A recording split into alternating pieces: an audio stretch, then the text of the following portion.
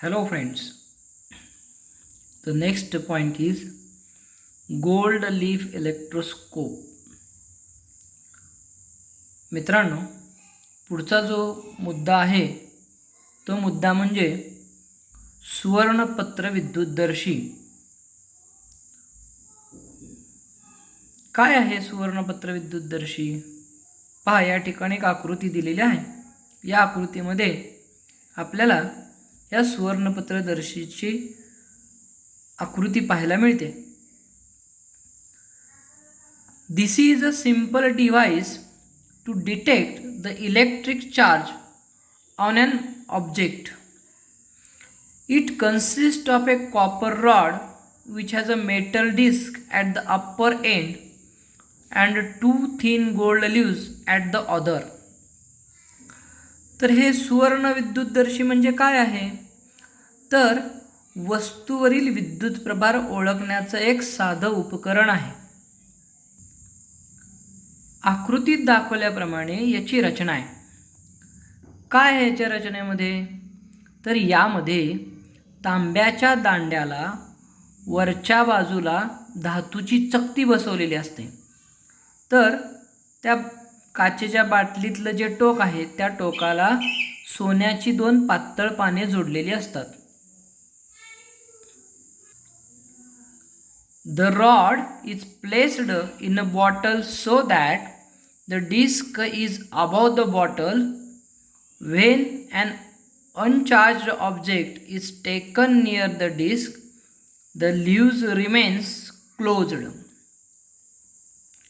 तर याच्यामध्ये काय आहे की बाटलीमध्ये जो आपल्याला रॉड दिसतोय किंवा जो दांडा दिसतोय, या दांड्याच्या वरच्या बाजूला म्हणजे बाहेरच्या बाजूला चकती बसवलेली असते आणि जी पातळ पानं आहेत ती पानं बाटलीच्या आतमध्ये आपल्याला दिसत आहेत.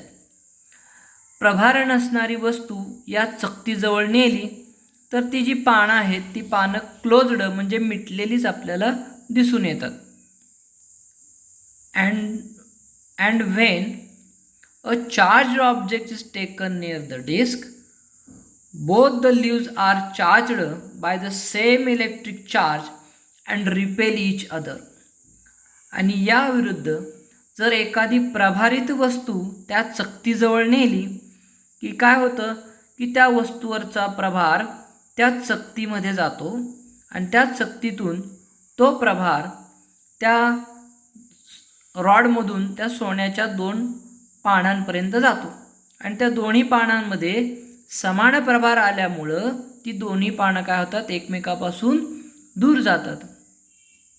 When charged object comes in contact with this disc, the charge is traveled from this disc and rod to the gold leaves, and due to the same charge in the gold leaves, the gold leaves are repel each other or they goes away from each other due to the like charges on those two leaves.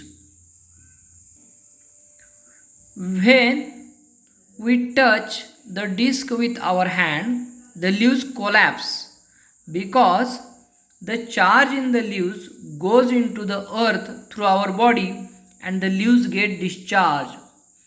आणि ज्यावेळी आपण हाताने त्या चकतीला स्पर्श करतो त्यावेळी ती पाने जी एकमेकापासून दूर गेलेली असतात ती पुन्हा जवळ येतात, कारण त्या पानांमधला जो प्रभार आहे तो प्रभार आपल्या हाताच्या स्पर्शामुळं आपल्या शरीरातून जमिनीमध्ये जातो आणि त्या पानांवरचा प्रभार निघून जातो. पानं प्रभाररहित होतात आणि त्यामुळं प्रभार नसल्यामुळं ती पानं पुन्हा एकमेकाच्या जवळ येतात.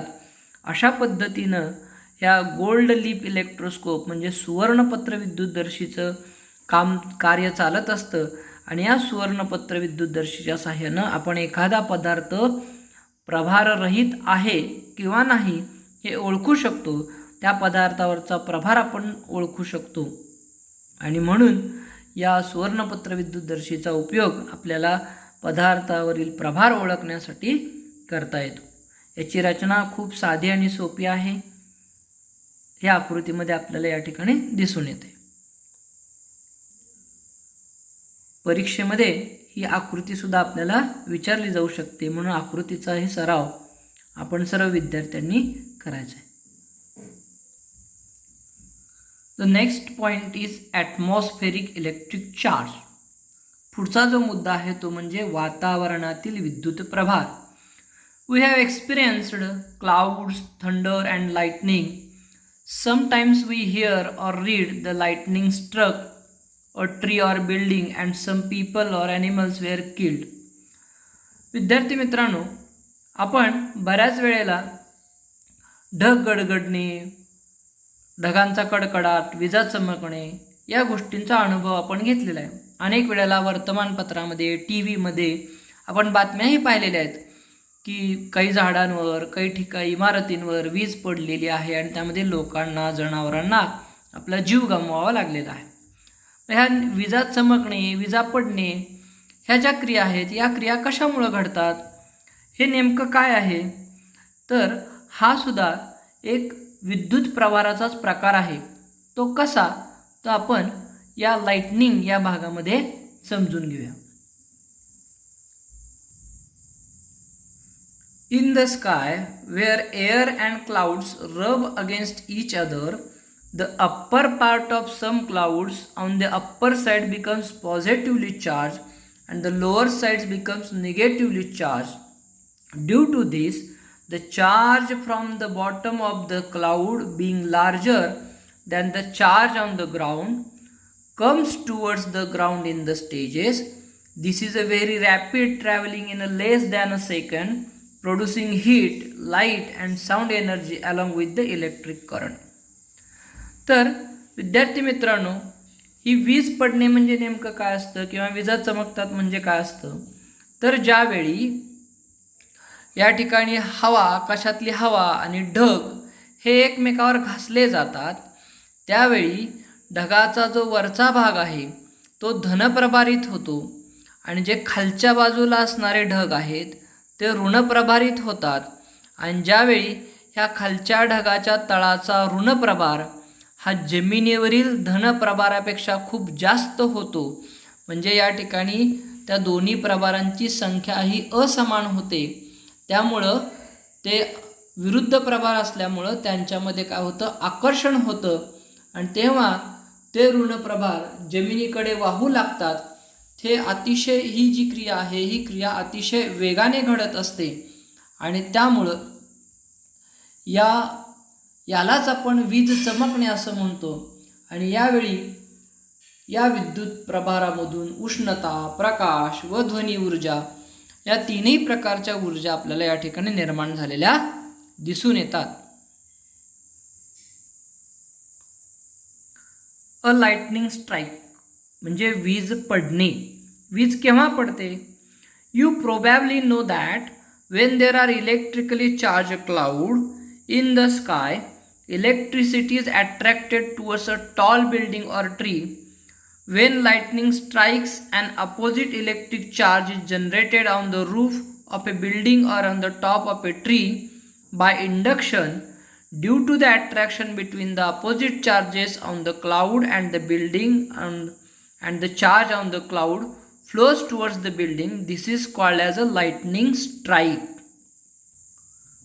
तर ही वीज पडते म्हणजे नेमकं काय होत असतं, तर वीज पडते तेव्हा इमारतीचा छत असेल किंवा झाडाचा वरचा टोक असेल, याच्यामध्ये काय होत असतं की इंडक्शन, बाय इंडक्शन म्हणजे प्रवर्तनाने त्यांच्यामध्ये काय होतं, विरुद्ध विद्युत प्रभार निर्माण होतो आणि ढग आणि इमारत यांच्यातील विरुद्ध प्रभारामुळे त्यांच्यामध्ये आकर्षण होतं आणि ह्या ढगातील प्रभार इमारतीकडे प्रवाहित होतो आणि यालाच आपण लाइटनिंग स्ट्राइक म्हणजे वीज पडणे असं आपण म्हणत असतो.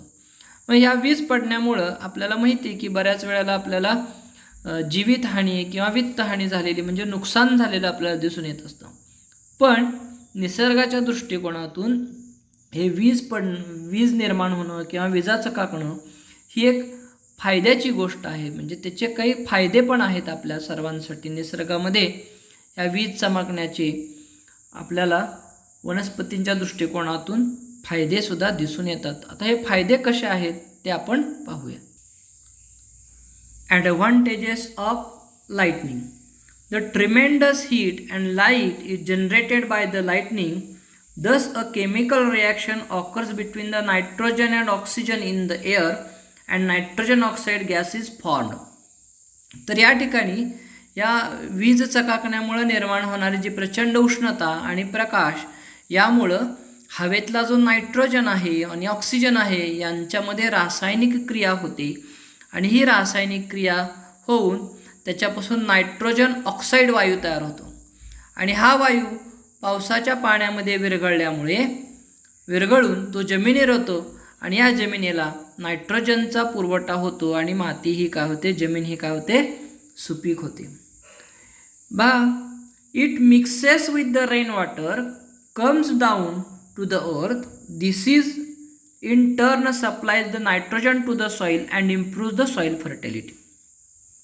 तर या ठिकाणी या वनस्पतींच्या वाढीसाठी नायट्रोजनची आवश्यकता असते, पण वनस्पती हवेतला नायट्रोजन डायरेक्टली घेऊ शकत नाहीत आणि मग या वीज चमकण्यामुळं त्याच्यातल्या उष्णतेमुळं आणि प्रकाशामुळं या ठिकाणी हा जो पाण्यात विरघळणारा नायट्रोजन ऑक्साईड आहे तो नायट्रोजन ऑक्साईड तयार होतो आणि त्यामुळं जमिनीमध्ये तो जातो आणि त्यामुळे जमिनीची काय होते, सुपीकता वाढलेली आपल्याला दिसून येते. The next advantage is the energy of the lightning converts the oxygen in the air to ozone. This ozone gas is a protective cover against the harmful ultraviolet rays present in the solar radiation. आणि याचा दुसरा फायदा म्हणजे काय आहे, तर या विजेच्या चमकण्यामुळं हवेतला जो ऑक्सिजन आहे त्या ऑक्सिजनचं रूपांतर ओझोन वायूमध्ये होतं आणि ह्या ओझोन वायू सूर्यापासून बाहेर पडणारी जी घातक किरणं आहेत ज्यांना आपण अल्ट्राव्हायलेट रेज म्हणजे अतिनील किरण म्हणतो की ज्यांचा सजीवांवर दुष्परिणाम होतो, अशा अतिनील किरणांपासून रक्षण करण्याचं काम हा ओझोन गॅस करत असतो. आणि या ओझोन गॅसच्या निर्मितीमध्ये या विजांचं कडाडणं, विजांचं चमकणं हे खूप महत्त्वाचं असतं आणि त्यासाठी ही वीज चमकणे हे काय आहे, आपल्या सर्वांच्या दृष्टिकोनातून एक फायद्याची गोष्ट आहे. हे त्याचे फायदे आपल्याला या ठिकाणी दिसून येतात.